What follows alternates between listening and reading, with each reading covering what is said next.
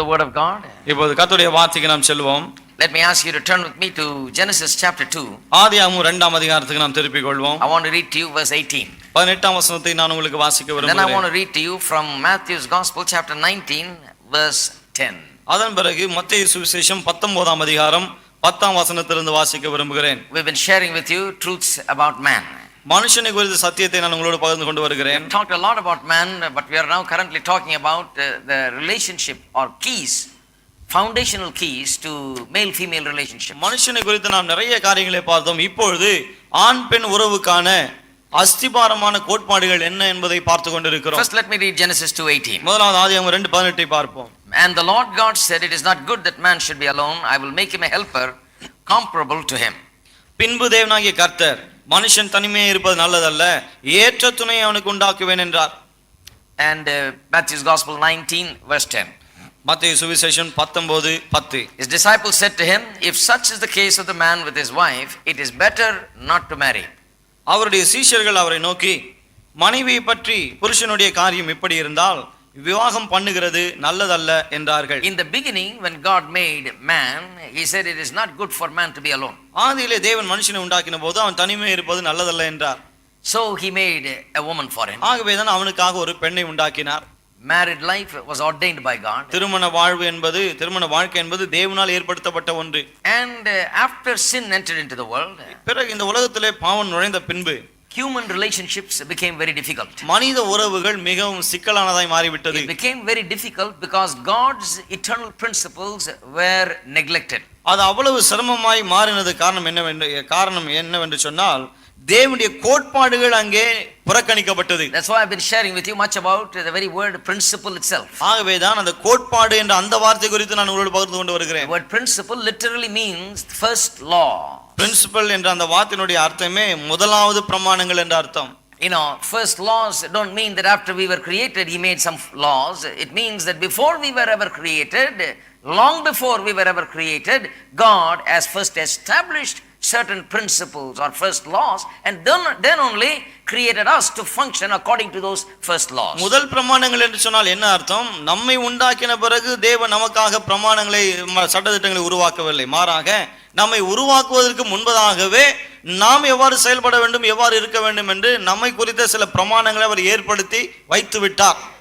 Man was designed and made to function according to those principles. அந்த கோட்பாடுகளின் அடிப்படையில் செயல்படும்படியாக தான் மனுஷன் உண்டாக்கப்பட்டான், வடிவமைக்கப்பட்டான். By the time of Jesus, that is 2000 years ago, இயேசுவின் நாட்களில், அதாவது 2000 வருஷங்களுக்கு முன்பதாக, by the time that Jesus came and lived on this earth, இயேசுவானவர் இந்த பூமியில வந்து வாழ்ந்த அந்த காலகட்டத்தில் things have gotten so complicated, காரியங்கள் மிகவும் சிக்கலாய் போய்விட்டது. and it has degenerated to such levels that male female relationships have become one of the most complicated matters. காரியங்கள் மிகவும் மோசமாய் போய்விட்டபடினாலே தான் ஆண் பெண் உறவு என்பது மிகவும் சிக்கலுக்குரிய ஒரு விஷயமே மாறிவிட்டது. So that in his time the Jewish people were divorcing their wives just left and right for just any reason. ஆகவே தான் இயேசுவின் நாட்களிலே வாழ்ந்த யூதர்கள் எல்லா காரணத்துக்காக, எந்த காரணமானாலும் தங்களுடைய மனைவிமார்களை தள்ளி விட்டு கொண்டிருந்தார்கள். Silly reason they just throw away their wives. சாதாரண ஒரு காரியத்துக்கு கூட மனைவியை தள்ளி விட்டார்கள். And in this passage where I read to you from Matthew's Gospel chapter 19, the passage before verse 10, மத்தேயு 19 அதிகாரம் 10ஆம் வசன வாசனத்திலே அதுக்கு முன்னாலே உள்ள பகுதிகளை பார்த்தால் there is a question asked about divorce.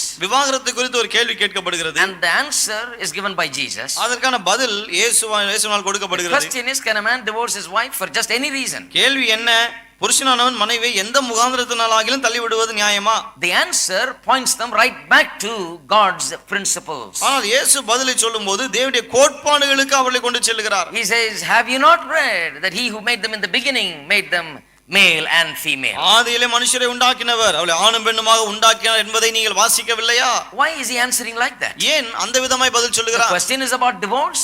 Can a man divorce his wife? கேள்வி வந்து புருஷன் மனைவி விவாகரத்து பண்ணலாமா? அதுதான். And the answer is God made them a certain way, male and female. ஆனால் அதுக்கு இயேசு கொடுக்கிற பதில் என்ன? தேவன் அவளை ஆணும் பெண்ணுமாக அந்த விதத்தை தான் உண்டாக்கினார். So I pointed out to you that the answer points to why the problem is there and what the solution is. ஆகவே நான் உங்களுக்கு என்ன சொன்னேன்? அந்த இயேசு கொடுத்த பதிலே அந்த பிரச்சனை எதனால் வந்திருக்கிறது, அதற்கான தீர்வு என்ன என்பதை நமக்கு வெளிப்படுத்துகிறது. It's another way of saying, it's another way for Jesus to say, you have ignored God's principles that was established in the beginning, and that is why you are in such a mess. அதாவது இயேசு அங்க என்ன சொல்லுகிறார்? தேவன் ஆதியிலே ஏற்படுத்தின அந்த கோட்பாடுகளை நீங்கள் வேண்டாம் என்று தள்ளிவிட்டதனால தான் வாழ்க்கை இன்றைக்கு இந்த நிலையில் இருக்கிறது. And then he talks about divorce. அதன் பிறகு விவாகரத்தை குறித்து பேசுகிறார். And then he says, except for one reason, that is for the reason of sexual immorality, divorce is not valid. அதன் பிறகு என்ன சொல்கிறார்? ஒரே ஒரு காரணம், வேசித்தனம் செய்த காரணத்து நிமித்தம் அன்றி வேறு எந்த காரணத்துக்காகவும் விவாகரத்து பண்ணக்கூடாது. You can't divorce for just any reason. சும்மா கண்ட காரணத்துக்காக விவாகரத்து பண்ணக்கூடாது. And I explained to you why sexual immorality is the only valid reason. வேசித்தனம் மட்டும்தான், அதுக்காக மட்டும்தான் விவாகரத்து பண்ணலாம். அது ஏன் என்பதெல்லாம் நான் விளக்கி சொன்னேன். Explained to you the blood covenant. அந்த இரத்த உடன்படிக்கையை எல்லாம் விளக்கினேன். And then the disciples' response to this whole teaching of Jesus was, if such is the case of the man, that if he got into a marriage, he stuck with it, then it is better not for a man, better not to marry for a man. அதன் பிறகு தான் பாருங்க, இதெல்லாம் கேட்ட பிறகு சீஷர்கள் என்ன சொல்றாங்க? மனைவி பற்றி புருஷனுடைய காரியம் எப்படி இருந்தால், ஒரு தடவை கல்யாணம் ஆயிடுச்சுன்னு சொன்னா அந்த பிறகு அங்கிருந்து வெளியே வர முடியாது என்று சொன்னால் பிறகு விவாகம் பண்ணுகிறது நல்லதல்ல.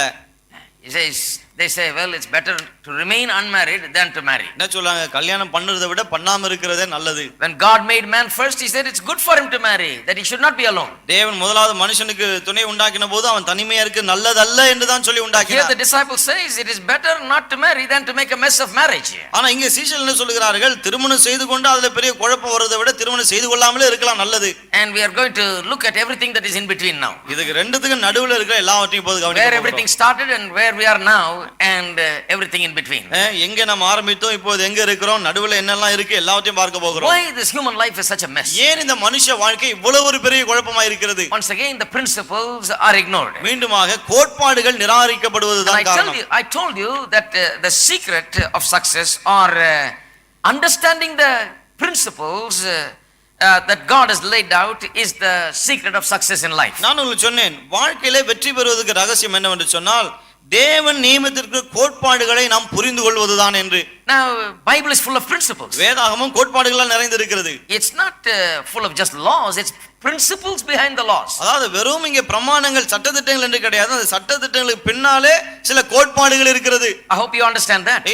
அது உங்களுக்கு புரியும் நினைக்கிறேன். It's not just called law book or a code book, it's a principle book. இது வெறும் விதிமுறைகளை அல்லது சட்டதிட்டங்களை சொல்லுகிற ஒரு புத்தகம் அல்ல, இது கோட்பாடுகளை கொடுக்கிற புத்தகம். That is why, if you don't understand this, you will be confused when you read the Sermon on the Mount. ஆகவேதான் இதை நீங்கள் புரிந்து கொள்ளாமல் போகும்போது மலை பிரசங்கத்தை வாசிக்கும்போது உங்களுக்கு ஒரு பெரும் குழப்பமா இருக்கும். Why? ஏன்? When you read the Sermon on the Mount, Jesus is saying, you have been told in the law that thou shalt not commit murder. கொலை செய்யாதிருப்பாயாக என்று பூர்வத்தாருக்கு சொல்லப்பட்டதை நீங்கள் கேள்விப்பட்டு இருப்பீர்கள். But I say to you, ஆனா நான் உங்களுக்கு சொல்லுகிறேன், if you call your brother a fool, you have already committed murder. நீ உன் சகோதரனை மூடன் என்று சொன்னா ஏற்கனவே நீ கொலை செய்து விட்டாய். Now you will say, well, the law says one thing, he says another thing. நீங்க சொல்லலாம், நியாயப்பிரமாணம் ஒன்னு சொல்லுது, இவரு வேற மாதிரி சொல்றாரு. He says that, but I say to you. அது அப்படி சொல்லுகிறது, ஆனா நான் சொல்லுகிறதாவது அப்படினு சொல்றாரு. Is he saying something different? அப்படினா வேற ஏதாவது வித்தியாசமா சொல்லுகிறாரா? He can't be, because he cannot be denying what the law says. He is simply explaining the principle behind the law. அவர் நியாயப்பிரமாணம் சொல்வதை மறுத்து பேச முடியாது, மாறாக பிரமாணம் என்ன சொல்லுகிறதோ அதை அவர் விளக்கி போதிக்கிறார், அவ்வளவுதான். So what does the law say? ஆவே நியாயப்பிரமாணம் என்ன சொல்லுகிறது? Thou shalt not commit adultery. Thou shalt not commit murder. நீ கொலை செய்யாதிருப்பாயாக. So he gives the explanation for it. ஆவே அப்படினா என்ன அர்த்தம் இயேசு சொல்லுகிறார். Why an explanation is needed is this. ஏன் அதுக்கு விளக்கம் தேவை என்று சொன்னா காரணம் இதுதான். People looked at the law as a cold code where only if you committed the act of murder you are a murderer. மக்கள் இந்த நியாயப்பிரமாணத்தை கண்டபோது அவர்கள் வெறும் அதை ஒரு சட்டதிட்டமாக தான் கண்டார்கள், கொலை செய்தாதான் அது கொலையாகும் என்ற எண்ணம் இருந்தது. So if you have not murdered, they thought you are all right. ஆகவே கொலை செய்யாவிட்டால் இப்ப நம்ம ஒண்ணும் பண்ணல. But the society is in such a mess, murder is happening every day. ஆனா சமுதாயம் அந்த அளவுக்கு மோசமா இருக்கிறது, ஒவ்வொரு நாளும் கொலைகள் நிகழ்கிறது. Why is murder happening every day? ஏன் ஒவ்வொரு நாளும் கொலை நடைபெறுகிறது? Someone somewhere is getting angry. யாருக்கோ எங்கேயோ கோபம் உண்டாகிறது. And someone somewhere has left the anger without being dealt with properly. யாரோ எங்கேயோ அந்த கோபத்தை சரி செய்யாமல் அப்படியே விட்டு விட்டார்கள். And the anger brews and gets grown inside a person. அதன் விளைவாக அந்த கோபம் அவருக்குள்ளே இருந்து அந்த கோபம் வளர்ந்து கொண்டே வருகிறது. And it reaches a boiling point where it bursts forth in the act of murder. கடைசியிலே அந்த கோபம் வெடித்து சிதறி கொலையிலே போய் முடிகிறது. So Jesus says, ஆகவே இயேசு சொல்லுகிறார், you are reading the law saying thou shalt not commit murder. கொலை செய்யாதிருப்பாயாக என்ற அந்த நியாயப்பிரமாணத்தை படிக்கிற. But the right way to read it is to read the principle behind it. ஆனா அதை சரியா எப்படி வாசிக்கணும்னா அதுக்கு பின்னால உள்ள கோட்பாட்டை வாசிக்க வேண்டும். What is the principle? கோட்பாடு என்ன?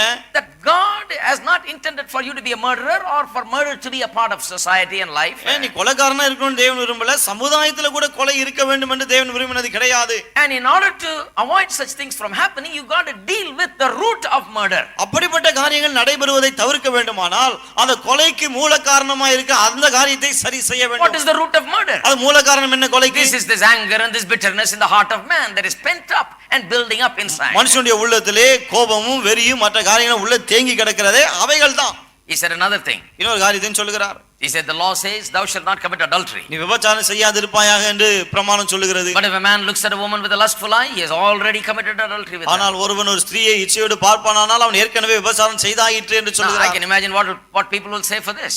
இதுக்கு மக்கள் என்ன சொல்றாங்கன்னு கொஞ்சம் யோசிக்க முடியுது. My God, everybody is in big trouble now. அப்படினா எல்லாருக்கும் பிரச்சனை தான். See, that's the point he's getting at. பாருங்க அங்க தான் வருகிறார் இயேசு. We are looking at adultery as the act in which adultery is committed. பாருங்க நாம விபச்சாரம் என்றால் அதை போய் செய்தாதான் விபச்சாரம் நினைக்கிறோம். And therefore we think we are free from it. ஆகவே நாம் விபச்சாரம் செய்யல நினைக்கிறோம். While all the time the thing that causes adultery is going on inside of man. ஆனால் விபச்சாரம் செய்வதற்கு தூண்டக்கூடிய அந்த காரியம் எப்போதுமே உள்ளத்திலே இருந்து கொண்டிருக்கிறது. We never deal with it. அதை நாம சரி செய்வதே கிடையாது. We think we are not adulterers, so we live as if we are free from it, yet the very principle of adultery is working inside of us. விபச்சாரத்தை போய் செய்யாததனாலே நாம் விபச்சாரக்காரன் அல்ல என்று நினைக்கிறோம். ஆனால் விபச்சாரத்துக்கான கோட்பாடு நமக்குள்ளே செயல்பட்டு கொண்டே இருக்கிறது. What is the basis for adultery? இந்த விபச்சாரத்துக்கு அடிப்படை காரணம் என்ன? Lust. இச்சை. So Jesus says you deal with the lust. ஆகவே இயேசு சொல்றார் அந்த இச்சையை முதலாவது சரி செய். You know, then you will not have adultery. அதன் பிறகு விபச்சாரம் செய்ய மாட்டாய். Deal with it at lust level. அது இச்சையில் இருக்கும்போதே அதை சரி செய்து விடு. I remember when I was a young man about 18 years old. ஞாபகம் இருக்கு நான் 18 வயது வாலிபனா இருந்தபோது there was a wonderful evangelist that used to have a big youth camp in the south. ஒரு அற்புதமான சுவிசேஷகர் தெற்கு பக்கத்துல ஒரு பெரிய வாலிபர் முகாமை ஒழுங்குபடுத்தினார். He was just getting started. அவர் அப்பதான் ஆரம்பித்து கொண்டிருந்தார். So I was a musician for him. ஆக நான் தான் அவருக்கு இசை வாசித்து கொண்டிருந்தேன். So during summer holidays I'll go play music for him. ஆகவே கோடை விடுமுறையில நான் தான் அவருக்கு போய் இசை வாசிப்பேன். I think couple of thousand people turned up, young people turned up. 2,000 பேர் வாலிபர்கள் அங்கே வந்தார்கள். Quite an interesting meeting and he was a wonderful preacher. ரொம்ப அற்புதமான பிரசங்கியார், கூட்டமும் ரொம்ப நல்லா இருந்தது. And one day he said we're going to talk we're going to talk separately to boys and girls. We're going to have separate meetings. His wife talked to girls and he talked to the boys. ஒரு நாள் என்ன சொன்னார், ஆண்கள் பெண்கள் ரெண்டு பேருக்கும் தனித்தனியா கூட்டம் நடக்க போகுது. என் மனைவி பெண்களுக்கு பேசுவார்கள், நான் வாலிப பையன்களுக்கு பேச போகிறேன். And he said we're going to deal with some things that really are a trouble to you. உங்களுக்கு மிகவும் பிரச்சனை கொடுக்கக்கூடிய சில காரியங்களை குறித்து பேச போகிறோம் நாங்க. And young people have a problem with this. வாலிபர்களுக்கு இதுல பிரச்சனை பாருங்க. So he is dealt with the subject of how to overcome lust and temptations. ஆகவே சோதனைகளை இச்சைகளை எவ்வாறு மேற்கொள்வது அதை பற்றி பேச ஆரம்பித்தார். Only boys. வெறும் பையன்கள் தாங்க. Big crowd. பெரிய கூட்டம். So he was trying to preach on this very same verse. ஆகவே இந்த வசனத்துல இருந்து அவர் பிரசங்கம் பண்ணிட்டு இருந்தாருங்க. If you look at a woman with a lustful eye, you've already committed adultery. இச்சையோடு பார்த்தாலே நீ விபச்சாரம் செய்துட்ட அப்படினு. So he tried to explain it very hard. He tried. ரொம்ப கஷ்டப்பட்டு அதை விளக்கி சொல்ல முயற்சி பண்ணிட்டே இருந்தார். And he is a very good preacher. அவர் நல்ல பிரசங்கியார் கூட. So finally he came down to an illustration. அவர் கடைசில ஒரு உதாரணத்துக்கு வந்தார். He said if you saw a woman go by and you looked at her once, that's not bad. என்ன சொன்னார், ஒரு பெண் போகிறத பாக்குற, சரி ஒரு முறை அவளை பார்த்தேனா அது சரி ஒண்ணும் தப்பு இல்ல. If you looked at her twice, then there's something wrong. ரெண்டு முறை பார்த்தேனா அப்ப ஏதோ பிரச்சனை இருக்குன்னு அர்த்தம். The third time there's something really seriously wrong. மூணாவது முறையும் பார்த்தேனா ரொம்ப பெரிய பிரச்சனைங்க. You keep looking at her again and again, you've got something wrong with திரும்ப திரும்ப அவளையே நீ பார்த்துட்டேன்னா ஏதோ இருக்கு அங்க. So but I thought it was good explanation. I had never heard such wonderful explanation. நான் யோசிச்சேன் இந்த மாதிரி விளக்கம் யாரும் கொடுத்தது இல்லையே, என்ன அற்புதமான விளக்கம்னு. Couple of fellows there was a row behind me, boys. எனக்கு பின்னால மாணவர்கள் உட்கார்ந்துட்டு இருந்தாங்க. And one boy is saying to the other fellows near him. அத ஒரு வாலிபன் பின்னாடி இருக்க இன்னொரு ஆளு பையன்கிட்ட சொன்னா, பரவாயில்லடா வச்ச கண்ணை வாங்காம பாரு அப்படி. எடுத்துட்டு திரும்ப பார்த்தாதான் பாவம். If you take your eyes off and then see second time, it's sin. ரெண்டாவது முறை பார்த்தாதானே பாவம்.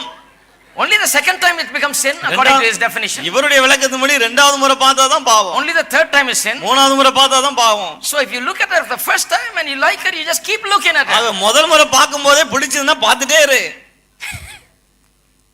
Now no wonder the Bible calls us inventors of sin.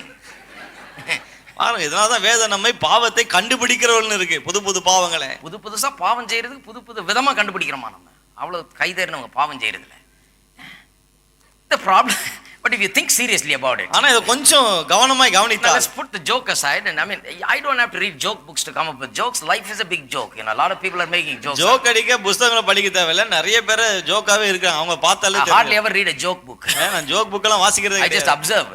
சும்மா There's கவனிக்கிறேன். a lot of jokes available ஏன்னா everywhere. நிறைய இடத்துல ஜோக் எல்லாம் இருக்கு. So this is something really happened. பாருங்க, இது மெய்யாகவே நடந்த ஒரு காரியம். Now, you know, if you look at the matter, அந்த விஷயத்தை நீங்கள் கவனித்தால், I'm talking about principle. I'm trying to explain something about serious about principle. பாருங்க, here. கோட்பாடு குறித்து ஒரு காரியத்தை நான் விளக்கி சொல்ல முற்படுகிறேங்க. What is the matter there? அங்க என்ன விஷயம் இருக்கு? Where is lust? இச்சை எங்க இருக்கு? Lust is not in the second look or the third look. இச்சை வந்து இரண்டாவது முறை பார்க்கறதுலயே மூணாவது முறை பார்க்கறதே இல்ல. I thought about it that day. நான் அன்னைக்கு அத பத்தி யோசித்தேன். You know, I couldn't understand it very well. எனக்கு அன்னைக்கு நல்லா அது புரியல. You know, this man is saying one thing and this guy behind me is saying another thing. ஏன்னா இவர் ஒன்னு சொல்றாரு, பின்னாடி உட்கார்ந்திருக்கிற இந்த வாலிபன் இன்னொன்னு சொல்றான். But then I kept thinking about it after I became a preacher. அதன் பிறகு நான் பிரசங்கியாரான பிறகு தான் அத பத்தி யோசிக்க ஆரம்பித்தேன். Now, if you really seriously think about it, why do you look at her the second time? பாருங்க, அத பத்தி கொஞ்சம் யோசிக்க ஆரம்பிங்க.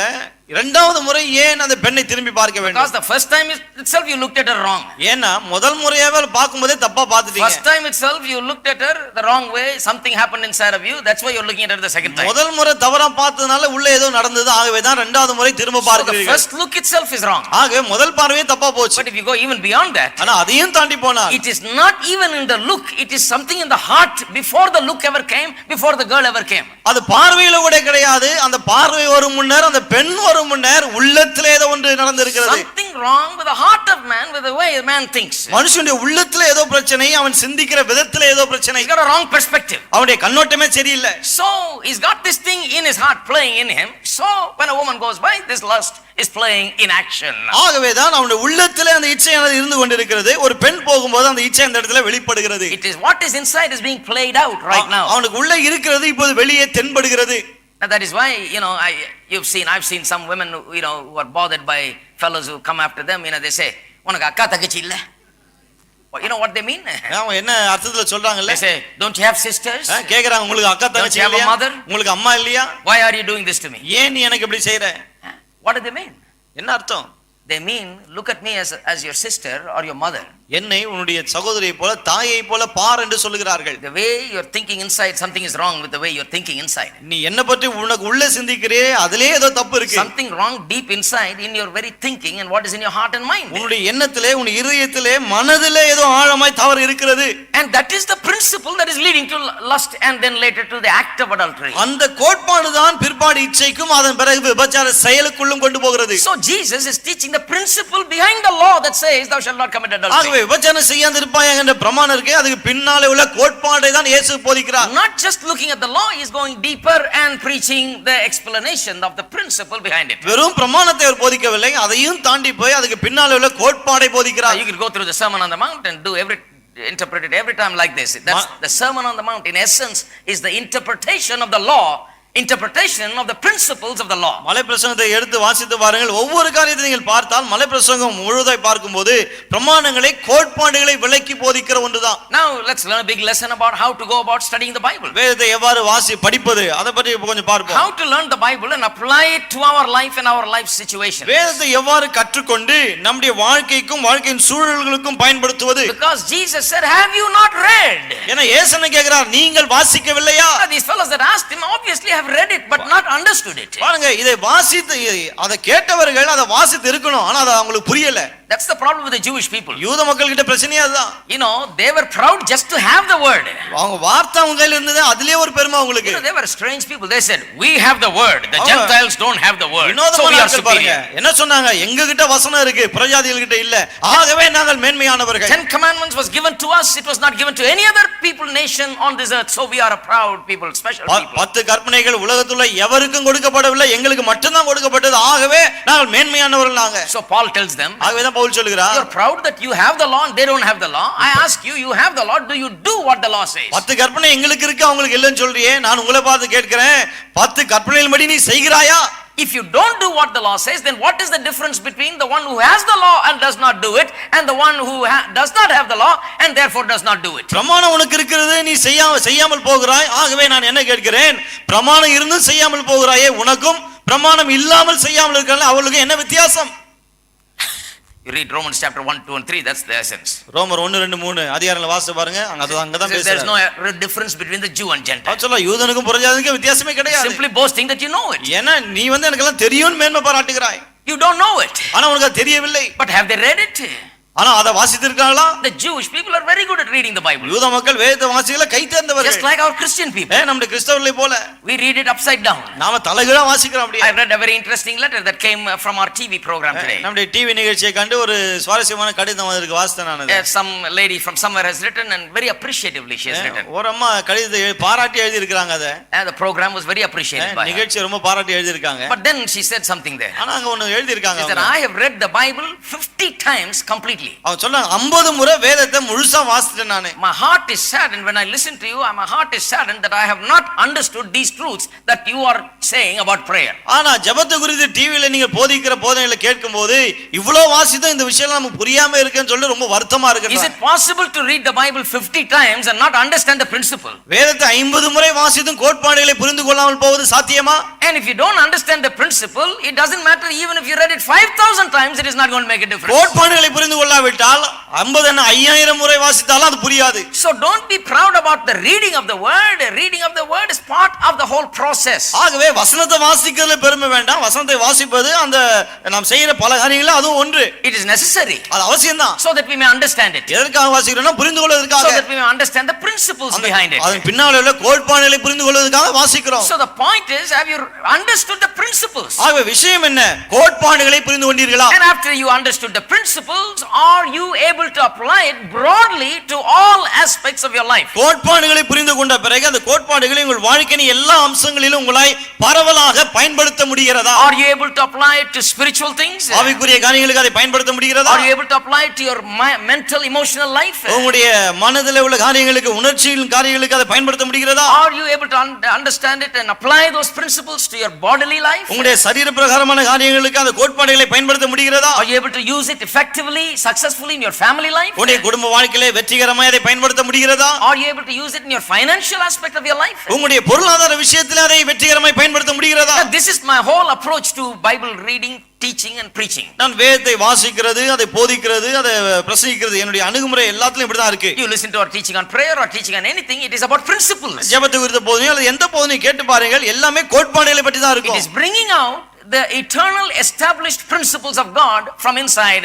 these words. இந்த வார்த்தைகளுக்குள்ள இருந்து தேவனால் ஏற்படுத்தப்பட்டிருக்கிற அந்த நித்திய கோட்பாடுகளை வெளியே கொண்டு வருகிறோம். If I'm going to just read it and simply tell you the superficial meaning of it, then why you don't need a preacher. இத சும்மா அப்படியே வாசிட்டு மேலோட்டமா அந்த அர்த்தத்தை சொல்லிட்டு போகணும்னு சொன்னா அதுக்கு பிரசங்கியார் கூட தேவையில்லை. And the preacher doesn't need a big education to do this. இத செய்து பிரசங்கியாருக்கு பெரிய படிப்பும் தேவையில்லை. Why the preacher needs to go through some training? ஏன் பிரசங்கியாருக்கு பயிற்சி தேவைப்படுகிறது? Why the preacher needs to study the word? ஏன் பிரசங்கியார் வசனத்தை படிக்க வேண்டும்? Because he needs to dig and find the eternal principles and know how to expound them to the people and apply them and teach them how to apply it to all areas of their life. ஏனென்றால் தேவனுடைய நித்திய கோட்பாடுகளை அவர் தோண்டி எடுத்து அதை மக்களுக்கு போதித்து மக்கள் தங்களுடைய வாழ்க்கையின் சூழ்நிலைகளுக்கு எவ்வாறு அந்த கோட்பாடுகளை பயன்படுத்துவது என்று அவர் போதிக்க வேண்டும். That is exactly what we are doing. அதுதான் நாம் செய்து கொண்டிருக்கிறோம். Now if you understand this one thing, I think you will go very far. இந்த ஒரு காரியத்தை புரிந்து கொண்டால போதும் நீங்கள் வெகு தூரம் சென்று விடுவீர்கள். And I tell preachers sometimes if they understand this one thing, they've just understood what this whole thing is about. நான் பிரசங்கியார் சொல்லுதுண்டு இந்த ஒரு காரியத்தை நீங்க புரிந்து கொண்டால போதும் விஷயத்தை புரிஞ்சிட்டீங்க. It's not about preaching a sermon. இது ஏதோ ஒரு பிரசங்கம் செய்வதை பற்றி அல்ல. It is about life's established principles. இது வாழ்க்கையில ஏற்படுத்தப்பட்டிருக்கிற பிரமாணங்களை குறித்தது, கோட்பாடுகளை குறித்தது. God's word is established principles. தேவனுடைய வார்த்தை தான் ஏற்படுத்தப்பட்ட கோட்பாடு. Finding the principles behind the words is very important. இந்த வார்த்தைகளுக்கு பின்னால இருக்கிற அந்த கோட்பாடுகளை கண்டுபிடிப்பது ரொம்ப முக்கியம். After you found the principles, finding effective application of the principles to all areas of life is very important. பிறகு கோட்பாடுகளை கண்டுபிடித்த பிறகு அந்த கோட்பாடுகளை நம்முடைய வாழ்க்கையின் எல்லா சூழ்நிலையிலும் சரியான விதத்திலே பயன்படுத்துவதும் மிகவும் முக்கியம். You read Paul, Peter, James, John, everybody they are doing exactly the same thing. Pavul, பேதுரு, யோவான், யாக்கோபு யாருடைய நிருபத்தை வேணா வாசித்து பாருங்க, எல்லாம் அப்படி தான் செய்றாங்க. They are taking the eternal principles and applying them. இந்த நித்திய கோட்பாடுகளை எடுத்து வாழ்க்கையின் சூழ்நிலைகளுக்கு அபியாசப்படுத்துகிறார்கள். What we are doing here is simply referring to the eternal principles of God and applying them to this particular area that we are talking about, male female relationship. இங்க நாம் என்ன செய்கிறோம்? தேவனுடைய நித்திய கோட்பாடுகளை எடுத்து ஆண் பெண் உறவுகள் இருக்கிறதே, அந்த உறவு அந்த உறவிலே இந்த கோட்பாடுகளை நாம் பயன்படுத்துகிறோம். Now if you understood this, then it'll solve a lot of problems in life. இதை நீங்கள் புரிந்து கொள்ளும்போது வாழ்க்கையில பல பிரச்சனைகளை நீங்கள் தீர்த்து It விடலாம். will repair a lot of difficulties in our life. நம்முடைய வாழ்க்கையில கூடிய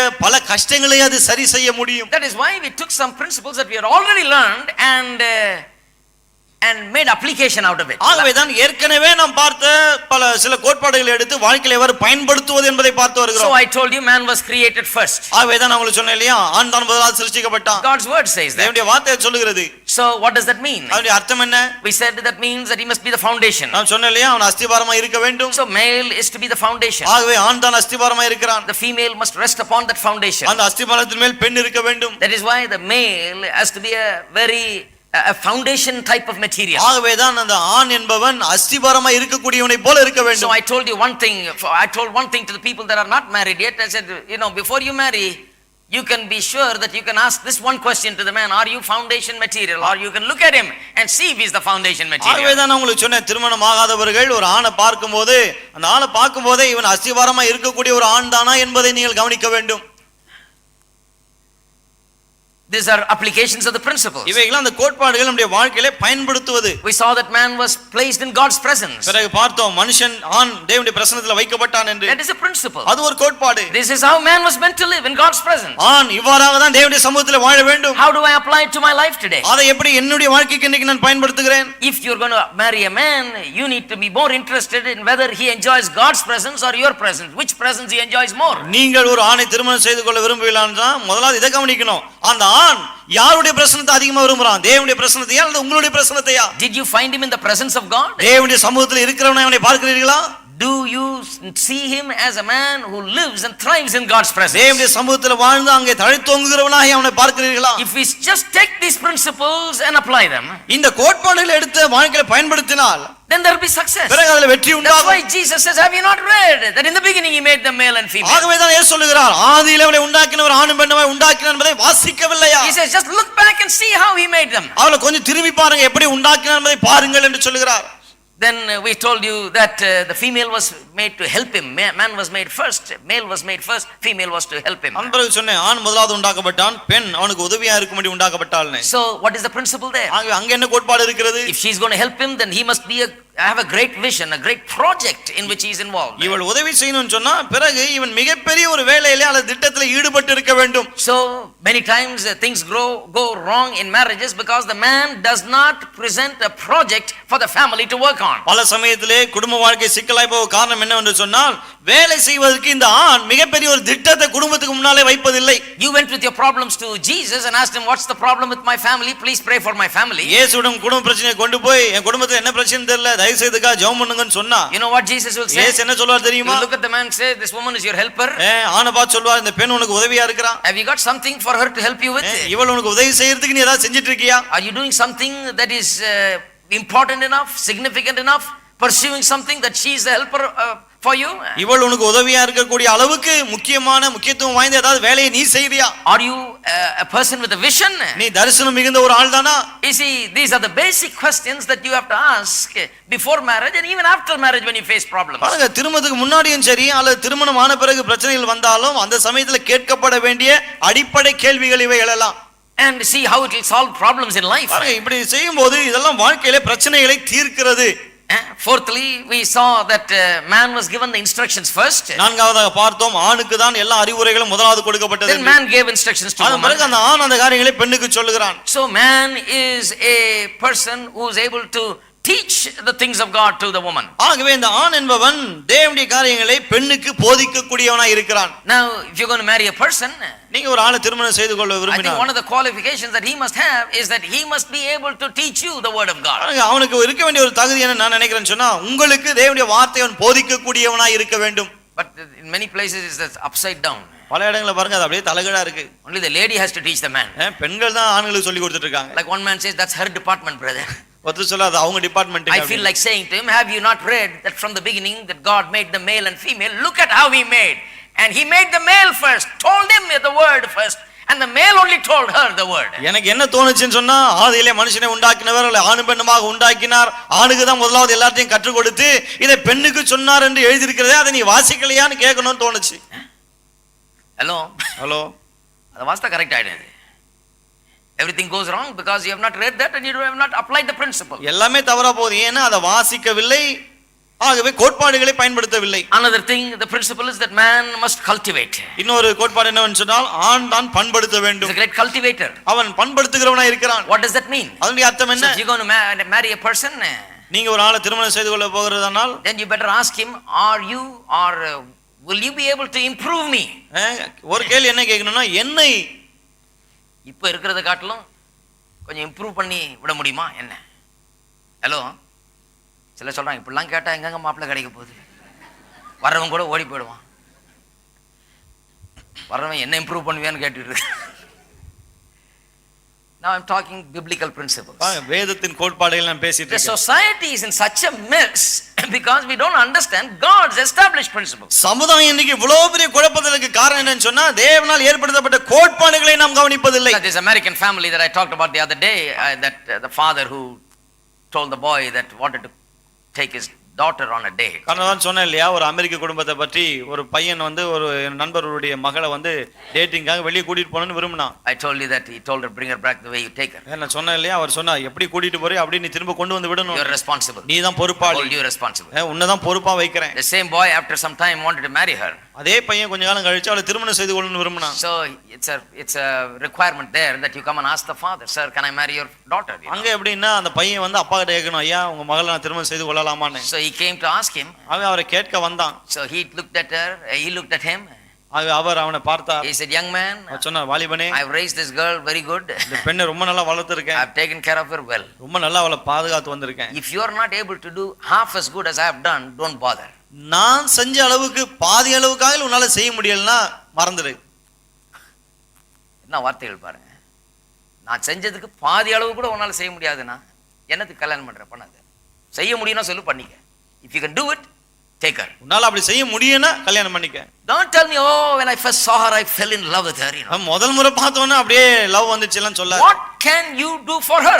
அவளுக்கு நீ என்ன பண்ண முடியும்? Can you improve her? நீ அவளை இன்னும் இம்ப்ரூவ் பண்ண முடியுமா? Can you take her and make something out of her? நீ அவளை எடுத்து அவளை இன்னும் சிறப்பாக்க முடியுமா? It's not how you drooled over her or how you fell over her, you know, head over heels in love with her. It's, do you love her enough to make her better than what she is today? ஏதோ அவளை பார்த்தோன்னா இப்படி ஆயிட்டா அப்படி ஆயிட்டேன்னு கிடையாது, அவளை மயங்கிட்டேன் விழுந்துட்டேன்னு கிடையாது. இன்னைக்கு இருக்கிற இந்த நிலையை விட இன்னும் சிறப்பான நிலைக்கு உன்னால் கொண்டு வரக்கூடிய அளவுக்கு அன்பா இருக்கிறியா? If you can't do that, அப்படி உன்னால செய்ய முடியலன்னு சொன்னா forget about marriage. திருமணத்தை மறந்துடு. That is exactly what Matthew 19:10 says. மத்தேயு 19:10 அதை தான் சொல்லுகிறது. If this is the case of a man with his wife, then it is better not to marry. மனைவி பற்றி புருஷனுடைய காரியம் இப்படி இருந்தால் கல்யாணம் பண்ணுறதே நல்லதில்லை. That man, that American has understood it properly. அந்த அமெரிக்கர் சரியா புரிஞ்சிட்டாரு பாருங்க. Many times these things we think Americans don't understand. பல சமயத்துல இதெல்லாம் அமெரிக்கர்களுக்கு புரியறதில்ல நாம நினைக்கிறோம். I am talking about a very good family here. நான் ஒரு ரொம்ப நல்ல குடும்பத்தை பத்தி இங்க பேசுறேன். Very successful family here. வெற்றிகரமான குடும்பம் அது. The man has got the principle right. அந்த மனுஷனுக்கு அந்த கோட்பாடு சரியாய் புரிந்து விட்டது. You want to marry my daughter, you better be able to do at least half as good as I have done for her. என்ன சொன்னா, என் மகளை திருமணம் செய்து கொள்ளணுமா, நான் செஞ்சதுல பாதியாவது உன்னால அவளுக்கு செய்ய முடியணும், then you marry her. அப்ப வந்து கல்யாணம் பண்ணிக்கோ. Now the girls have to start thinking like that too. இப்ப பெண்கள் அப்படி சிந்திக்க ஆரம்பிக்கணும். Sometimes the girls are like this. சில சமயத்துல பெண்கள் எப்படி இருக்காங்கன்னா, நான் இருதயத்தை பறி கொடுத்துட்டேங்க, I just lost my heart to him. உள்ளத்தை பறி கொடுத்துட்டேன், so I can't do anything now. ஆக இப்ப என்னால ஒண்ணும் பண்ண I முடியாது, just want to marry him. நான் எப்படியாவது அவர் கல்யாணம் So பண்ணிக்கணும். what can you do? என்ன பண்ணுறது? You have to go fall into that marriage, and then oftentimes you find her in her rubber slippers, திருமணத்துல போய் standing அப்படியே with all her head விழுந்துட்டு அப்புறம் பார்த்தா கால்ல ரப்பர் செருப்போடு தலைவெறி கோலமா பரிதாபமா, all the excitement is gone. அந்த உற்சாகம்லாம் போயிடுச்சு. Why? ஏன்? Because no thought is given to God's principles. ஏன்னா தேவனுடைய கோட்பாடுகளை குறித்து அங்க சிந்திக்கிறதே கிடையாது. She just liked the height, she liked the color, she liked the nose, she liked the, அந்த வயரம் பிடிச்சிருக்கு, நிறம் பிடிச்சிருக்கு, மூக்கு பிடிச்சிருக்கு, she liked the stories, சொல்ற கதையெல்லாம் பிடிச்சிருக்கு, she liked his words, அவன் பேசின பேச்செல்லாம் பிடிச்சிருக்கு. but she never thought about what the word of God says. தேவனுடைய வார்த்தை என்ன சொல்லுகிறது அதை பற்றி யோசித்ததே கிடையாது. I am telling you, you are a privileged people today sitting and hearing these words. நான் உங்களுக்கு சொல்லுகிறேன், இன்றைக்கு இங்கே உட்கார்ந்து இந்த வார்த்தைகளை கேட்டுக்கொண்டிருக்கிற நீங்கள் ஸ்லாக்கியம் பெற்றவர்கள். I believe the church,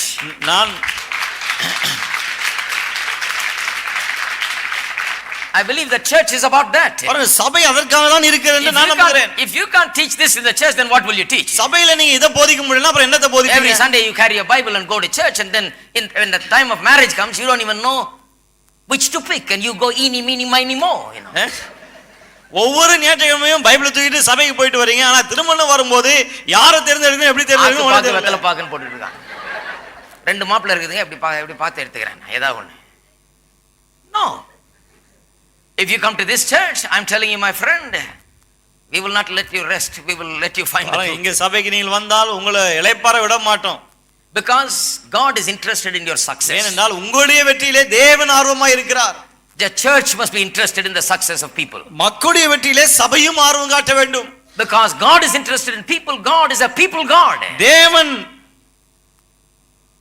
He is the God of the people. தேவன் மக்களின் தேவனாய் இருக்கிறார். மக்கள் மீது அவருக்கு ஆர்வம் இருக்கிறது. He loves people. அவர் மக்களை நேசிக்கிறார். He died for people. மக்களுக்காகவே அவர் மரித்தார். Came for people. மக்களுக்காகவே அவர் வந்தார். Everything happened on the cross for people. சிலுவையிலே நடைபெற்ற எல்லாமே மக்களுக்காக நடந்தது. So that people can ultimately be happy and be the way that God has ordained them to be. மக்கள் சந்தோஷமா இருக்க வேண்டும், அவர்கள் எப்படி வாழ வேண்டும் என்று தேவன் விரும்புகிறார், அப்படி வாழ வேண்டும் என்பதற்காக தான் இதெல்லாம் நடந்தது. So I've been giving these questions. ஆகவே இந்த கேள்விகளை நான் சொல்லிட்டு வரேன். One more question. இன்னொரு கேள்வி.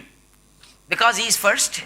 அவன் முதலாவது வந்ததனால, because he's been given the word first, அவனுக்கு முதலாவது தேவனுடைய வார்த்தை வந்ததனால, then he must be responsible for everything. அவன் தான் எல்லாவற்றுக்கும் பொறுப்பாளியா இருக்கிறான். If something goes wrong, he is responsible. ஏதாவது தவறா போச்சுன்னா அவன் தான் பொறுப்பு. That's an eternal principle of God. இது ஒரு தேவனுடைய நித்தியமான கோட்பாடு. Your family is your responsibility. உங்களுடைய குடும்பம் என்பது உங்களுடைய பொறுப்பு. So ask the man, are you ready to be responsible? ஆகவே நானே பார்த்து கேளுங்க, பொறுப்பாளியா இருக்க நீ ஆயத்தமா? Or are you going to be the man that stands up and say, if anything happens, you are responsible? அல்லது ஏதாவது ஆச்சுன்னா நீ தான் பொறுப்புன்னு சொல்லக்கூடிய ஆம்பளையா இருப்பியா நீ? Some men are doing that. சில ஆண்கள் அப்படிதான் செய்றாங்க. நான் இப்பவே சொல்லிட்டேன், சம்பளத்தை கொடுத்துட்டேன், அப்புறம் என்ன கேட்க கூடாது, நீதான். You are responsible. நீங்க தான் பொறுப்பு. You are responsible that it lasts till 31st of the month. 31ஆம் தேதி வரைக்கும் வருதுக்கு நீங்க தான் பொறுப்பு. You are responsible that everybody has food to eat. எல்லாருக்கும் சாப்பிடுறதுக்கு தேவையான உணவு இருக்கிறதான்னு பார்க்க வேண்டியது உங்க பொறுப்பு. You are responsible to see that everything is provided. எல்லாருக்கும் எல்லாம் இருக்கிறதா என்பதை கவனிக்க வேண்டியது உங்க பொறுப்பு. Don't tell her she is responsible. மனைவி கிட்ட சொல்லாதீங்க நீ தான் பொறுப்புன்னு. You are responsible. நீங்கள் தான் பொறுப்பாளி. That is why before you marry you tell him, are you responsible? ஆகவே தான் கல்யாணம் ஆகிறதுக்கு முன்னாடியே சொல்லிடுங்க நீங்க பொறுப்பாளியா இல்லையான்னு. Do you take responsibility? நீங்கள் பொறுப்பை ஏற்றுக்கொள்ளக்கூடிய ஆளா? If you are going to take responsibility, if you are going to be that kind of a man, then I am ready to go with you. நீங்கள் அப்படிப்பட்ட ஒரு ஆளா இருந்தா, பொறுப்பை ஏற்றுக்கொள்ளக்கூடிய ஆளா இருந்தா உங்க கூட நானும் இருக்கேன். Amazing creatures the women are. பெண்கள் பாருங்க ரொம்ப வினோதமா இருக்காங்க. They just get married and exchange garlands and tie as soon as the thali is tied, they just pack their bags and just bye bye, they're going, கல்யாணம் ஆச்சு தாலி கட்டி முடிஞ்ச உடனே பெட்டி படுக்கலாம் எடுத்துட்டு பை பை சொல்லிட்டு போயினே இருக்காங்க. Just a few drops of tears, கொஞ்சம் ஒரு 2-3 சொட்டு கண்ணீர் விட்டுருது, and they just go. அப்புறம் அப்படியே போயிடுறாங்க. They are the greatest faith people I've ever seen. அவங்க தான் விசுவாசத்துல அந்த அளவுக்கு தேறினவர்கள். I like to ask some of them, where are you going? சில பார்த்து கேட்கணும்னு தோணுது, எங்க போறீங்க? You know where he is taking you? எங்க கூட்டிட்டு போறான்னு தெரியுமா? You know how he'll keep you? அவன் எப்படி உங்களை வெச்சுப்பான்னு தெரியுமா? You have any guarantee about what he's going to do with you? உங்களை கொண்டு என்ன செய்ய போறான் ஏதாவது உத்தரவாதம் இருக்கா? Is he responsible for you? அவன் உங்களுக்கு பொறுப்பாளியா? Will he hereafter be responsible for your life? இனி முதற்கொண்டு உங்கள் வாழ்க்கைக்கு அவன் பொறுப்பாளியா இருப்பானா? She will say, I hope so, brother. அப்படிதாங்க நினைக்கிறேன் அப்படினுவாங்க. Hello. Hello. A lot of people do not look at the principles of God. நிறைய பேர் தேவனுடைய கோட்பாடுகளை கவனிப்பதே கிடையாது. We get a lot of mail because of television. தொலைக்காட்சி நிகழ்ச்சினால நிறைய நமக்கு மெயில்ஸ் வருகிறது. I was reading a letter, a very sad letter. ஒரு ரொம்ப வருத்தமான ஒரு கடிதத்தை வாசித்து கொண்டிருந்தேன். The person says, says that someone came and she was attending a prayer meeting, it seems. அவங்க என்ன எழுதிருக்காங்க அதுல, அந்த அம்மா ஒரு ஜெபக்கூட்டத்துக்கு போயிருந்தாங்களாம். And the people in the prayer meeting were saying constantly that she is supposed to marry a boy there. அந்த ஜெபக்கூட்டத்தினால தொடர்ந்து எப்போது என்ன சொல்லிட்டாங்களா, நீ இந்த பையனை தான் கல்யாணம் பண்ணணும். Because God is showing us. ஏன்னா கர்த்தர் எங்களுக்கு காண்பிக்கிறார். God has told us that you are to marry this. நீ இவனை தான் கல்யாணம் பண்ணணும் கர்த்தர் எங்கிட்ட சொல்லிட்டார். She has studied MPhil. இந்த பெண் வந்து MPhil படிச்சிருக்கு. This boy has not even finished his SSLC. இந்த பையன் 10வது கூட முடிக்கல. There is such a gap between them in every way. எல்லாவற்றிலும் ரெண்டு பேருக்கு அவ்வளவு பெரிய இடைவெளி ரெண்டு பேருக்கு இடையில. No comparison at all. ரெண்டு பேரையும் கம்பேர் பண்ண முடியாது. Not even coming close. கிட்டே வரல. And he was not such a godly person also. அவன் அந்த அளவுக்கு பக்தி உள்ள பையனும் கிடையாது. And soon the girl married him because so many confirmations, she says. Everybody was confirming that, praying and prophesying over her. பெண் சொல்றாங்க நிறைய பேர் அங்க ஜெபம் பண்ணி தீர்க்கதரிசனமா நீ இவனை தான் கல்யாணம் பண்ணணும்னு சொன்னதனால நானும் பண்ணிட்டேன். And now My life is in danger. இப்போ என் வாழ்க்கையே ரொம்ப ஆபத்துல இருக்குன்னு Come எழுதுறாங்க. to such a standstill that he wants to kill us and take everything we've got. இப்போ என்ன நிலைக்கு வந்துட்டான்னா இவள சாகடிச்சிட்டு இவகிட்ட இருக்கிறத எடுத்துட்டு போய் நிலைக்கு வந்துட்டான். Now you tell us what we should do. பாருங்க இப்போ நீங்க சொல்லுங்க என்ன செய்யலாம். Now she is thinking of me as another prophet to consult with. இப்போ என்ன இன்னொரு தீர்க்கதரிசி நினைச்சிட்டாங்க இவர்கிட்ட ஆலோசனை Now you கேட்கலாம். pray and tell us what I should do, brother. நீங்க ஜெபம் பண்ணி சொல்லுங்க பிரதர் நான் என்ன செய்யணும். What I should do with this man. நான் இந்த ஆளை வச்சு என்ன பண்றது. I said, what a sad thing. யோசிச்சேன் என்ன ஒரு பரிதாபமான It காரியம். started out wrong. ஆரம்பத்திலே தப்பு. Ended up in such a mess. அவ்வளவு குழப்பத்துல போய் முடிஞ்சது. And now also you don't look like you're going to get out of the mess. இப்போதான் அந்த குழப்பத்துல இருந்து வெளியே வர மாதிரி ஒண்ணும் தெரியல. Because you don't know anything from God's word. You're not looking at God's principles. You're asking some man to tell you. ஏன்னா தேவனுடைய கோட்பாடுகளை கவனிக்கிறது கிடையாது, வார்த்தையை கவனிக்கிறது கிடையாது. ஏதாவது ஒரு மனுஷங்கிட்ட போனா ஏதாவது கிடைக்குமான்னு தான் பாக்குறீங்க. And I'm sure if I sent her a tape of this session here, she would not listen to it. பாருங்க இன்னைக்கு பேசுற இந்த டேப் நான் அனுப்புனா கூட நிச்சயமா அவங்க கேட்க மாட்டாங்க. Because she'll think that's just a message. ஏன்னா அவங்க இதெல்லாம் சாதாரண செய்தி தான் அப்படிதான் நினைப்பாங்க. But I want you to tell me what God's will is, that God has revealed to you.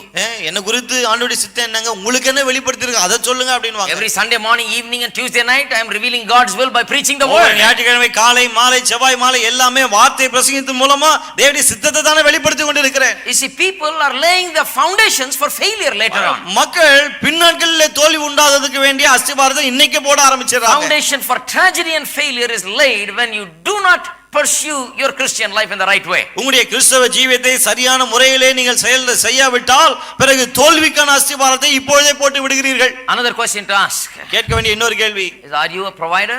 நீ தேவையானதெல்லாம் கொடுக்கறாளா? Are you going to provide? நீ எனக்கு கொடுப்பாயா? Because man was meant to be a provider. ஏன்னா இப்படி தேவைகளை சந்திக்க கூடியவனா இருக்க வேண்டும். Are you going to protect is another question. நீ பாதுகாப்பா இருப்பாயா? என்ன பாதுகாப்பாயா? Where do you get all this from? இதெல்லாம் எங்க இருந்து வருகிறது? That is what Jesus talked about. Have you not read that in the beginning that he who made the male and female? That's where I get that from. இயேசு அதுதான் சொன்னார் இல்லையா? ஆதியிலே மனுஷரை உண்டாக்கினவர் ஆணும் பெண்ணுமாக உண்டாக்கினார் என்பதை வாசிக்கவில்லையா? அங்க இருந்து எடுக்கிறதெல்லாம். If you read chapter 2, God tells the male, guard and keep. இரண்டாவது அதிகாரத்தை வாசித்தாலே தெரியும் தேவன் சொல்றார் இதை பண்படுத்தி காத்துக்கொள். Guard and keep. காத்துக்கொள். Then we talked about how male is a giver. பிறகு ஆண் கொடுக்கிறவன் என்பதை பற்றி பார்த்தோம். So is the person you're going to marry a giver? நீங்க திருமணம் செய்து கொள்ள போகிற ஆள் கொடுக்கிறவனா? A giver of every good gift? எல்லா நன்மையான ஈவுகளையும் கொடுக்கக்கூடியவனா? Because God has intended for the man to be the giver. ஏனென்றால் ஆண் கொடுக்கக்கூடியவனா இருக்க வேண்டும் என்று தான் தேவன் ஏற்படுத்தி இருக்கிறார். The sin in the Garden of Eden that plunged the entire human race into the condition that we are in today happened because the receiver became the giver and the giver became the receiver. இன்றைக்கு மனுவர்க்கம் முழுவதையும் இப்படிப்பட்ட ஒரு நிலைக்குள்ளே தள்ளி விட்டதே Eden தோட்டத்தில் நடந்த பாவம். அது எதனால் நடந்தது தெரியுமா? கொடுக்கிறவன் பெற்றுக்கொள்ளுகிறவனாகவும் பெற்றுக்கொள்ளுகிறவள் கொடுக்கிறவளாகவும் மாறியதனால வந்த ஒன்று. ஹலோ இவன் கொடுக்கிறது தான் அவ சாப்பிட்டுருக்கணும், அவ கொடுக்கறதை இவன் சாப்பிட்டான் தான் பிரச்சனை. That is what the problem. The giver became the receiver became the giver. கொடுக்க வேண்டியவன் பெற்றுக்கொண்டான், பெற்றுக்கொள்ள வேண்டியவள் கொடுத்தாள். Right there the principle was reversed. அங்கேயே அந்த கோட்பாடு தலைகீழாகி விட்டது. No regard for what God has said. தேவன் என்ன சொன்னாரோ அந்த வார்த்தைக்கு மதிப்பே இல்லாம போச்சு.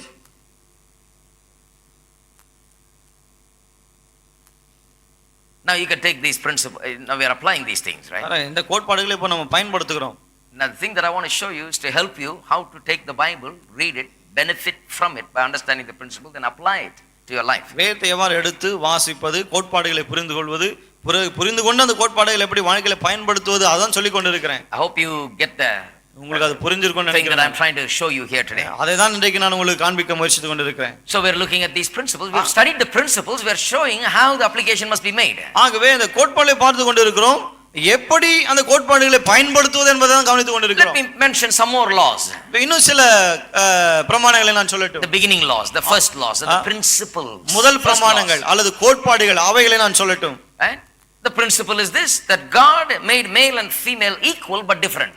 கோட்பாடு என்னவென்று சொன்னால் தேவன் ஆணையும் பெண்ணையும் சரிசமமாக அதே சமயத்தில் வித்தியாசமானவர்களாக உண்டாக்கினார். I taught this already. இதை ஏற்கனவே நான் போதிச்சேன். This is a principle from Genesis 1 and 2. ஆதியாகமம் முதல் 2 அதிகாரங்களிலிருந்து வரக்கூடிய கோட்பாடு இது. They are equal but different. அவர்கள் சமமா இருந்தும் வித்தியாசமானவர்கள். Now, whenever this principle is violated, then you have a problem. எப்போதெல்லாம் இந்த கோட்பாடு மீறப்படுகிறதோ அப்பொழுதுதான் பிரச்சனை ஏற்படுகிறது. Whenever one looks at the other as unequal, then or inferior, or one looks at himself as superior, then there is a problem. எப்போது ஒருவர் நான் மேலானவன் அவ தாழ்ந்தவள் என்ற ஒரு எண்ணம் அவங்களுக்குள்ள உண்டாகிறதோ அப்போ பிரச்சனை ஏற்படுகிறது. You see, that is why it is important to find out what a person's philosophy is all about. ஆகவே தான் ஒரு ஆளுடைய கொள்கை தத்துவம் என்ன என்பதை முதலாவது கண்டுபிடிக்கணும். That's the main thing. அதான் முதல் What does he believe in?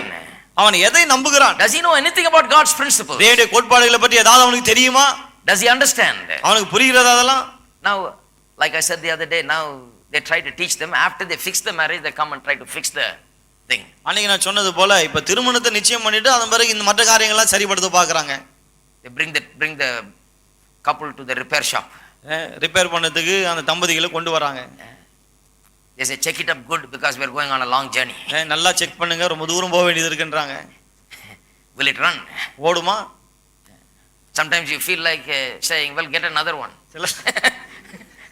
சில சமயத்துல இன்னொன்னு பாருங்கன்னு சொல்றது போல தோணுது. I felt like saying it sometimes and I've said it sometimes. சில சமயத்துல அப்படிதான் சொல்லணும்னு தோணுது, சொல்லியே இருக்கிறேன். But I found out that there's no use. Nobody likes what you say. ஆனா பாருங்க, நீங்க என்ன சொன்னாலும் யாருக்கும் அது பிடிக்கிறதே கிடையாது. You tell a girl that she's marrying the wrong person, she doesn't like because she's made up her mind already in her foolishness. ஒரு பெண்ணை பாருங்க சொல்லி பாருங்க இந்த ஆள் சரி கிடையாது வேண்டான்னு ஒத்துக்க மாட்டாங்க. ஏன்னா ஏற்கனவே முட்டாள்தனத்துல does not respond to my feelings at all. ஆகவே அவர் பாத்து என்ன சொல்றாங்க, இவருடைய உணர்ச்சிகளுக்கு மதிப்பு கொடுக்கிறதே கிடையாது. Doesn't respect my feelings. என்ன உணர்ச்சிகளை மதிக்கிறதே கிடையாது. Because she thinks because he's so cold and calculative and analytical, he's just a businessman like. இவர் எப்போதும் அப்படியே கணக்கு போட்டுட்டு இந்த அளவுக்கு ஜடம் போல இருக்கிறதுனால இவர் ஒரு வியாபாரின்னு நினைச்சுக்கிறாங்க அவங்க. அவர் கணக்கு போடலன்னா வேலை ஆகாதுங்க. அவரும் அப்படியே ஆண்டிருந்தா. You know, he has to calculate. அவர் கணக்கு போட்டு தான் ஆகணும். So you feel and let him calculate. ஆகவே நீங்க உணர்ச்சியோட இருங்க, அவர் கணக்கு போட்டுட்டு இருக்கட்டும். Understand that his role is different and that makes him little different. புரிந்து கொள்ளுங்கள், அவருடைய செயல்பாடு அப்படி இருக்கிறதுனால அவர் அப்படிதான் இருக்க வேண்டும். If he functions in his role, his whole personality goes with that role. அவர் தன்னுடைய செயல்பாட்டிலே இருந்து செயல்படும் போது அவருடைய முழு ஆழ்த்துவமும் அதோடு கூட இணைந்து போகிறது. You have to understand that he's functioning in his role effectively. அப்படி செய்யும்போது அவர் தான் ஆற்ற வேண்டிய பங்கை சரியான விதத்தில் ஆற்றுகிறார் என்பதை புரிந்து கொள்ள வேண்டும். Being what he should be. அவர் என்னவா இருக்கணுமோ அப்படிதான் இருக்கிறார். So instead of saying he doesn't understand me, ஆகவே இவர் என்ன புரிஞ்சுக்கிறது இல்லன்னு சொல்றதை விட்டுட்டு you understand that he understands very well. அவர் ரொம்ப நல்லா புரிஞ்சிட்டாருன்னு அதை புரிந்து கொள்ளுங்கள். He doesn't show it all. அதை வெளியே எல்லாத்தையும் காமிக்கிறது இல்ல. He doesn't show it all in feelings that flow out of him. அவர் அப்படியே உணர்ச்சி வசப்பட்டு உள்ளத்தை அப்படியே வெளிப்படுத்தி காண்பிக்கிறது இல்ல. Because of the function he's become like that. அவருடைய செயல்பாடு அப்படி இருக்கிறனால அவர் ஆள் அப்படி இருக்கிறார். The more he lives in the way that he's supposed to live, the more he becomes exactly like he should be. பாருங்க எந்த அளவுக்கு அவர் எப்படி செயல்பட வேண்டுமோ அப்படி செயல்படும் போது எப்படி இருக்க வேண்டுமோ அப்படி இருக்க ஆரம்பித்து விடுகிறார். So that's why when a man speaks, he expresses what he thinks. ஆகவே தான் ஒரு ஆண் பேசும்போது அவன் என்ன சிந்திக்கிறானோ அதை அவன் வெளிப்படுத்துகிறான். But when a female speaks, she expresses what she feels. ஆனா ஒரு பெண் பேசும்போது அவள் என்ன உணர்கிறாளோ அதை வெளிப்படுத்துகிறாள். She is speaking her feelings and he is speaking his mind. அவன் தன்னுடைய மனதை பேசுகிறான், இவள் தன்னுடைய உணர்ச்சியை பேசுகிறாள். Two things are totally different. ரெண்டும் முற்றிலும் வித்தியாசமானவைகள். She is all full of feelings, he is all full of thoughts. மனைவி அந்த அளவுக்கு உணர்ச்சிகளால் நிறைந்து பேசுறார், இவர் எண்ணங்களால் நிறைந்து பேசுகிறார். She thinks, oh, I'm fully pouring out my feelings, he is not pouring out his feelings. இன்னும் என்ன சொல்றாங்க, என் உணர்ச்சியெல்லாம் அப்படியே கொட்டுறான், ஆனா அவர் ஒண்ணுமே கொட்ட மாட்டாரு. When a man speaks, when a man hears information or when a man hears words, it's information to him. பாருங்க, ஒரு ஆண் வார்த்தைகளை கேட்கும்போது அவனுக்கு அந்த வார்த்தைகள் தகவலாக இருக்கிறது. When a woman hears words, it is emotional experience for her. ஆனால் ஒரு பெண் வார்த்தைகளை கேட்கும்போது அது அவளுக்கு உணர்ச்சிகரமான ஒரு அனுபவமா இருக்கிறது. For him it's just data, information. அவனை பொறுத்த வரைக்கும் அது வெறும் ஒரு தகவல். He says, all right, let me note it down. என்ன சொல்ற, சரி சொல்லு கடன்னு எழுதிக்கிறேன், அப்படிதான் சொல்றேன். 1 2 3 4 1 2 3 அப்படிதான் பார்க்கறான். She says, what do you mean you're noting down, taking notes on what? என்ன இது நோட்ஸா எடுக்கறீங்க, 1 2 3 எழுதுறீங்களா அப்படின்றாங்க. You know, because for her it's all emotional feeling. ஏன்னா அவங்கள பொறுத்த வரையில எல்லாமே உணர்ச்சிகரமான ஒரு காரியம். For him it's information. ஆனா அவனுக்கோ அது வெறும் தகவலா இருக்கிறது. He wants information. அவனுக்கு தகவல் தான் வேணும். Why? ஏன்? Because he's the foundation material. ஏன்னா அவன் அஸ்திபாரமா He's the இருக்கக்கூடிய protector. அவன் பாதுகாக்கிறவன், He's the provider. அவன் தான் எல்லாத்தையும் He is கொடுக்கிறவன், responsible. அவன் தான் பொறுப்பாளி. So the wife is standing there and saying, I want to paint the house like this. அவன் மனைவி சொல்லாங்க பெயிண்ட் வீட்டை எப்படி பெயிண்ட் அடிக்கணும், I want to put the curtains like this. Curtains எல்லாம் எப்படி I'm போடணும், going to buy plants and put it over here. செடியெல்லாம் வாங்கி இங்க வைக்கணும். And don't you think green is good over here? இங்க பச்சை இருந்தா ரொம்ப நல்லா இருக்கும், Don't you think red is good over here? இங்க சிவப்பா இருந்தா ரொம்ப நல்லா And the இருக்கும். whole time the man is thinking, let me calculate how much that will cost me. அவங்க அப்படி சொல்ல சொல்ல இவர் இதுக்கெல்லாம் எவ்வளவு செலவாகும்னு கணக்கு போட்டு He is நிக்கிறார். not interested in green and red. He is interested in how much it is. Just tell me how much. பச்சையா சகப்பா அந்த கணக்குல இவருக்கு எவ்வளவு செலவாகும் அந்த கணக்கு தான். அவனுக்கு பச்சையா கணக்கு எனக்கு வேண்டாமா, அந்த டீட்டெயிலாம் வேணாம் எனக்கு. என்ன செடி வேணா வச்சுக்கோ, என்ன வேணா அடிச்சுக்கோ, என்ன வேணா தொங்க விட்டுக்கோ, பணம் மட்டும் எவ்வளவுன்னு முன்னாடியே சொல்லிடு, கொஞ்சம் நிம்மதியா இருக்கிறேன் நான். That's all he wants. அவனுக்கு அவ்வளவுதான் வேணும். Because he is just trying to be him. ஏன்னா அவன் அவனாக இருக்க பார்க்கிறான். Ultimately he is responsible. ஏன்னா முடிவிலே பொறுப்பாளி அவன்தான். You may earn also and you may be making good money also and you may be contributing to the whole thing. பாருங்க, நீங்களும் பணம் சம்பாதிக்கலாம், நல்லா சம்பாதிக்கலாம், எல்லாத்துக்கும் நீங்களும் பணமும் போடலாம். But ultimately when something goes wrong, he is responsible. ஆனால் முடிவிலே ஏதாவது தவறாய் போனால் அதுக்கு பொறுப்பாளி ஆண்தான். So he feels the Lord. ஆகவே பாரத்தை உணர்கிறான். So he says, you want this? You want இது வேணுமா அது வேணுமா and she is interested in all the description. You see? பெண்ணோ எல்லாத்தையும் விவரித்து சொல்லுகிறாள் அப்படியே. I'm going to do this. நான் இத பண்ணனும். I want to go here and see this. நான் இங்க போய் அத பார்க்கணும். I want to go there and see that. அங்க போய் அத பார்க்கணும். Let's go over here. இங்க போகலாம் நம்ம. And you go with them and they shop. My goodness, they start at 10 o'clock and they are not through till night 9 o'clock. நீங்க கூட போனீங்கன்னா காலையில 10 மணிக்கு ஆரம்பிச்சு ராத்திரி 9 மணி வரைக்கும் கூட ஷாப்பிங் முடியறது இல்ல. And men will agree with me. You get tired in the very first half hour itself. ஆண்கள் நான் சொல்றது ஒத்துவாங்க நினைக்கிறேன். முதல் அரை மணி நேரத்திலே ஆண்கள் கலச்சி போய்டுவாங்க. As soon as they say shopping, immediately the spirit of tiredness comes over you. Shopping போலான உடனே அந்த களைப்பின் ஆவி வந்து ஒட்டிக்குது அப்படியே. Because as soon as she says shopping, she feels ஏன்னா ஷாப்பிங் நீங்க சொன்ன உடனே அவங்க அப்படியே ரொம்ப தெம்பாயிடுறாங்க. But you feel because you are calculating. ஏன்னா கணக்கு உள்ள. You understand? புரியுதா? Hello. Hello. All the men say amen. எல்லா ஆண்களும் ஒரு ஆமென் சொல்லுங்க. All the ladies say amen. பெண்கள் எல்லாரும் ஒரு ஆமென் சொல்லுங்க. ஆமென் காணோம். Let me hear a lady's amen. பெண்களுடைய ஆமென் கேட்கட்டும். All right. There's a difference. வித்தியாசம் இருக்கு பாருங்க. You feel the way you feel because you are a woman and he feels the way that he feels because he's a man. நீங்கள் அப்படி உணர காரணம் என்ன? நீங்கள் ஒரு பெண். அவன் அப்படி உணர காரணம் என்னன்னா அவன் ஒரு ஆண். So when they came and asked the question, say, can a man divorce his wife for any reason? ஆகவே எந்த காரணமானாலும் புருஷன் மனைவியை தள்ளிடலாமா வந்து கேட்டபோது they mean we had a fight over the curtains, brother. That's why I'm divorcing her. என்ன சொல்ல வராங்க? என்ன கர்டன் போடுதுன்னு சண்டை வந்து தகராறு வந்துருச்சு. ஆகவே விவாதம் பண்ணிடலாம்னு பார்க்கறேன். fight over the painting. பெயிண்டிங்க பத்தி ஒரு தகராறு வந்துருச்சு. That is why I want to divorce her. ஆகவே தான் ஒரு விவாதம் பண்ணிடலாம்னு நினைக்கிறேன். Jesus says, wait a minute. Yes. Go back to the beginning, first, second chapter. There you will see that in the beginning God made them male and female. That means there is a difference between the two in function because there is a difference in purpose. இயேசு சொல்றா கொஞ்சம் பொறு. ஆதியாகமம் முதல் 2 அதிகாரங்களுக்கு போ. அங்கே வாசிக்கிறாய். ஆதியிலே மனுஷனை உண்டாக்கினவர் ஆணும் பெண்ணுமாய் உண்டாக்கினார் என்று. ஆகவே அந்த வித்தியாசம் இருக்கிறது. செயல்பாட்டிலும் அந்த வித்தியாசம் வெளிப்படுகிறது. Amen. Amen. Are you there? இருக்கீங்களா? So the woman you find always interested in details, the man is interested in the bottom line. So what is it going to cost me? அவ பெண் பாருங்க எப்போதுமே எல்லா காரியங்களும் விலைக்கு சொல்லுவாங்க இப்படி அப்படினா ஆனோ எவ்வளவு சொல்லுவாங்க அதே தான் பார்க்கறான். Another thing about the male is this. He is like a filing cabinet. ஆணு குறித்து என்ன விஷயம்னா அவன் ஒரு ஃபைலிங் கேபினட் போல இருக்கிறான். He just takes everything, looks at it. All right, he files it. எல்லாத்தையும் எடுத்து இப்படி புரட்டி பார்த்துட்டு அதை போய் அப்படியே ஃபைல் பண்ணிடுறான். The woman is like a computer. ஆனா பெண் ஒரு கம்ப்யூட்டர் போல. She has a memory. அங்க மெமரி வந்து பயங்கரமா இருக்கு. She never forgets anything. எதையும் மறக்கிறதே கிடையாது. Man reads it, analyzes it, calculates it, scrutinizes it and closes it and puts it in the file. அதை எடுத்து பார்க்கறான், கணக்கு போடுறான், எப்படி யோசிக்கிறான், எல்லாம் பார்த்துட்டு ஃபைலை மூடி உள்ள வச்சிடுறான். But the woman is like a computer. She has saved it in the memory and she brings it back right in time. You said this. ஆனா ஒரு பெண் வந்து கம்ப்யூட்டர் மெமரி போல சரியா நேரத்துக்கு கொண்டு வருவாங்க வெளியில. நீங்க அப்படி சொன்னீங்களா அப்படினு. That's her nature. அவங்க தன்மை அப்படிதான். Because her mind works like that. அவங்க மனம் அப்படிதான் வேலை செய்யுது. She is like a fertile soil.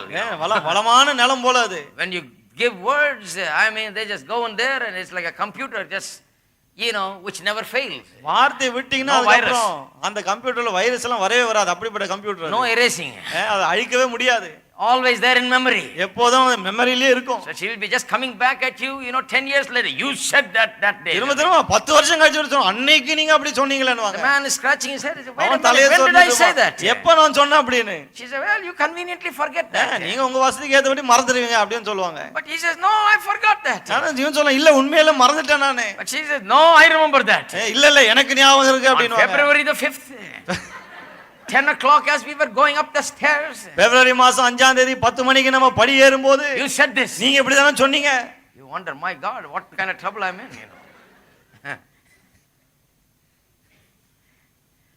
That's why I thank God that Jesus was a male.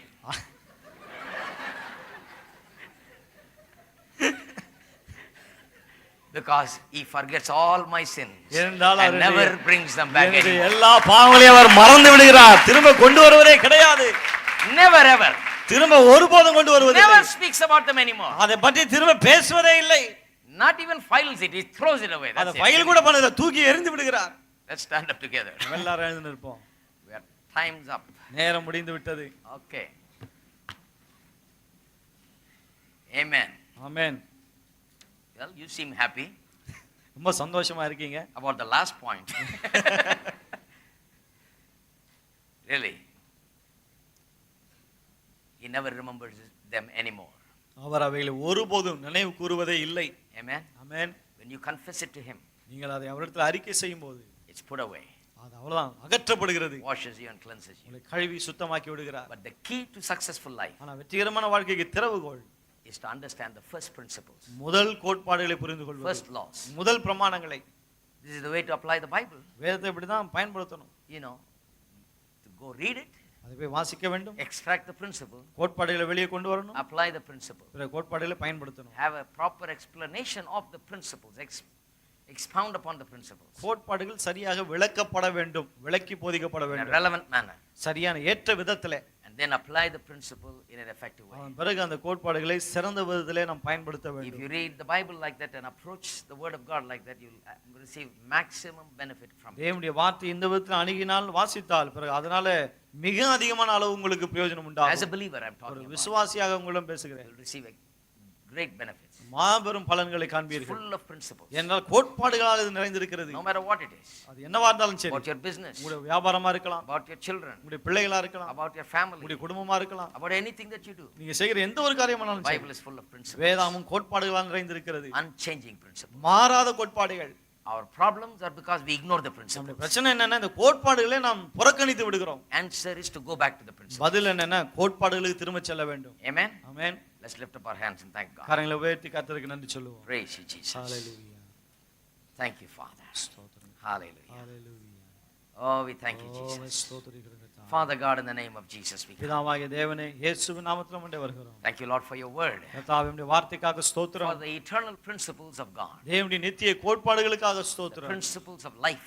வாழ்க்கையின் கோட்பாடுகள், The principles that quicken us with life everlasting. நித்திய ஜீவனை கொண்டு எங்களை உயிர்ப்பிக்கிற இந்த கோட்பாடுகளுக்காக ஸ்தோத்திரம். Principles that கர்த்தாவே. make us successful. எங்களை வெற்றிகரமாக்குகிற கோட்பாடுகளுக்காக ஸ்தோத்திரம். Think principles that will help us solve our problems. எங்களுடைய எல்லா பிரச்சனைகளையும் தீர்க்க உதவுகிற கோட்பாடுகளுக்காக ஸ்தோத்திரம். Principles that will help us lead a happy life. சந்தோஷமான வாழ்க்கை வாழ உதவுகிற கோட்பாடுகளுக்காக ஸ்தோத்திரம். Pray that people will understand and comprehend these O principles. மக்கள் இந்த கோட்பாடுகளை புரிந்து கொள்ளும்படி அறிந்து கொள்ளும்படி ஜெபிக்கிறேன். Walk in the light of these இந்த principles. கோட்பாடுகள் வெளிச்சத்தில் நடக்கட்டும். And bring great glory and honor to God. நமக்கு தேவனுக்கு மிகுந்த மகிமையும் கனத்தையும் கொண்டு We வரட்டும். give you all the glory. எல்லா மகிமையும் உமக்கே In செலுத்துகிறோம். Jesus' name we pray. இயேசுவின் நாமத்தில் ஜெபிக்கிறோம். Amen. Amen. Let's sing this song and then இந்த பாடலை பாடுவோம், பிறகு நாம் கலந்து செல்லலாம். We'll give him all the praise, all of the praise. We'll give him all the praise, all of the praise. Before this day is gone, oh, I'll bow before his throne, and I'll give him all the praise, all of the praise. He's worthy of the praise, all of the praise. He's worthy of the praise, all of the praise.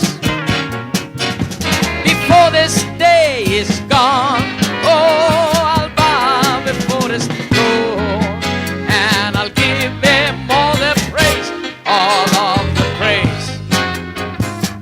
bless you. Bye-bye. Before this day is gone, oh, I'll bow before His throne, and I'll give Him all the praise, all of the praise. Before this day is gone, oh, I'll bow before His throne, and I'll give Him all the praise, all of the praise.